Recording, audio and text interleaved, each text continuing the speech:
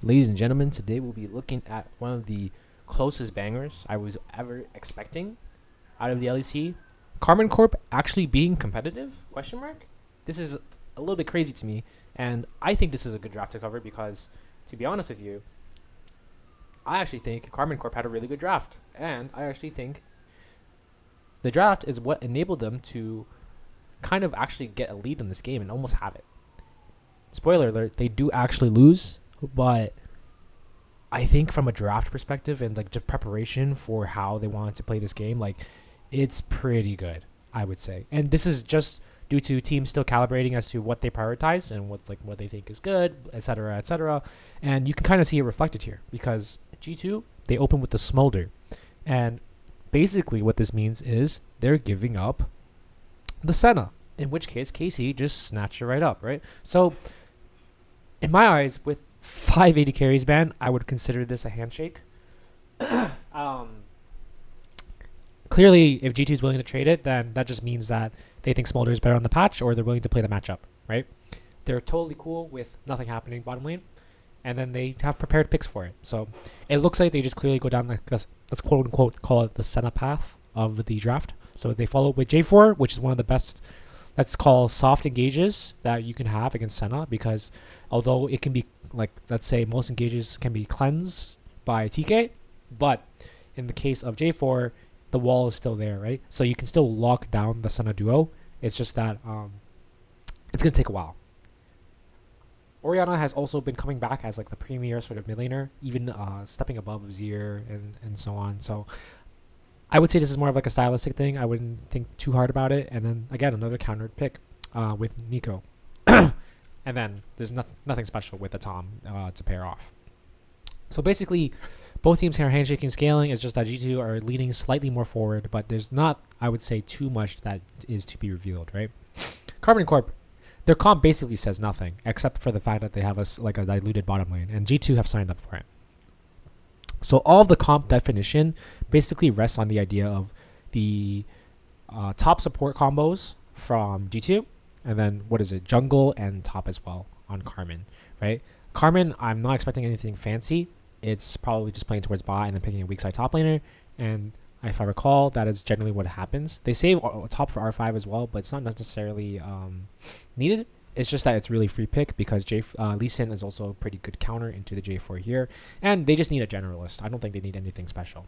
What I'm surprised by is the Gragas on 4. I think it like kind of makes sense. Basically, depending on like what top laners are available in the patch, I think people are still experimenting. I've been seeing some Jace come back, and there's other things that come back. But in terms of like the whole top lane pool, I would say it's relatively small.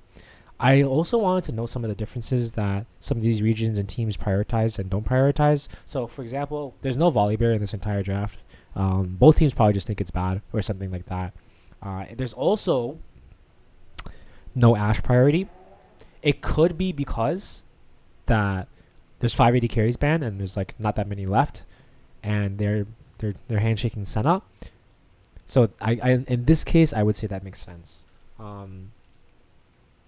However, I would have liked to see, unless Gragas is just the best champion in the entire game, I would have liked, which is actually possible. It's pretty strong right now, but I would have liked to see potentially something that would have more pressure in terms of being able to dominate the game through topside. I'm not saying Gragas doesn't bring that to the table, but in terms of a solo win condition on its own, I don't really see that being the vision.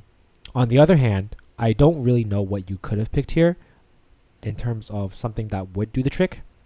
It would only, the best thing you could really pull out here is like maybe Aatrox, or you could go like Twisted Fate, which would not be actually bad at all. It just depends on the direction that they want to take it.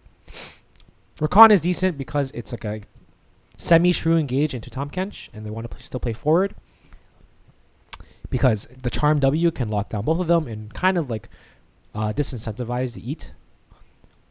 And then basically it just tells Karmine Corp, all right, we're going full backwards here. Let's lock in the Gunnar, and then we go for it, right? So with both sides, I would say, Karmine actually have a pretty solid draft here.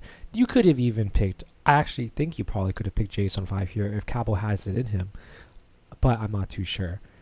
So basically, even unique picks, like I think crazy stuff could have worked here. You know, people have been picking the crazy stuff. Why not go for the crazy stuff? You could go with like Casio here.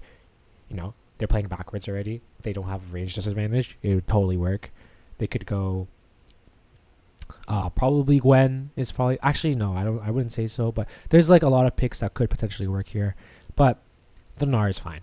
And you can see here, compositionally, Karmine know pretty early on that G2 are going to play pretty forward here. They're going to cause a lot of chaos, right? And in the early game, they actually don't have those windows because Gragas is typically blinded as a weak side top laner and one that doesn't have like that much pressure, right? He's good at neutralizing lanes. He's a lane neutralizer. He's not a lane dominator because, sure, you can get some Bomba clips and stuff like that, but he's not going to carry your game by himself.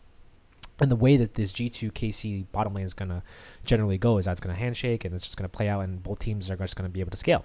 So I just figured that there would be a greater opportunity, and it's kind of a missed opportunity by G2 here to really get much. And yeah, like this is as good of an engage as they're going to get, and sure, they get a couple kills here, but it's by no means like for the fact that they burn like 12 ults and like all of that, you know, it really could be worse for this KC team. So I think in spite of that, like you can draft all these like soft counters in terms of engage, but like I think you gave KC an entire draft to kind of think about what you could pick to basically tailor make and counter the forward. And you know, basically all their tools are designed against that with favorable matchups. So you know, by that perspective, I actually think G2 got outdone in this draft. This could be like an intentional choice as well. I think like it's very easy for G2 to kind of just trade like, oh, Caps can go Azir, and then they could just go like meatball front to back, and they could just fall asleep, and Yike could pick Volley Bear, and then they just handshake it out and slowly outscale or something like that, right? It's totally possible, and there's a reason G2 probably opted for this, and that's probably where the stylistic thing comes in, and they're willing to make that slight draft disadvantage. I'm not sure like 100% where it's like there might be some extreme cases where it might be worth it to get like a slightly inferior draft just so you can play a certain style, and then you can force your opponent to play in a style they're not happy with. Like they could have completely nuked the direction of this draft as well by just picking Senna on 1 even, and they could have done all of that, but they chose not to. So you know, that's kind of what they're handshaking here. And you know, as we get into the couple weeks, I think teams are going to realize what's the best objectively speaking, and we're gonna see less drafts that are like this, that are like really crazy like this. So I wanted to point it out. Really good job by KC to draft this one. And yeah, see you guys.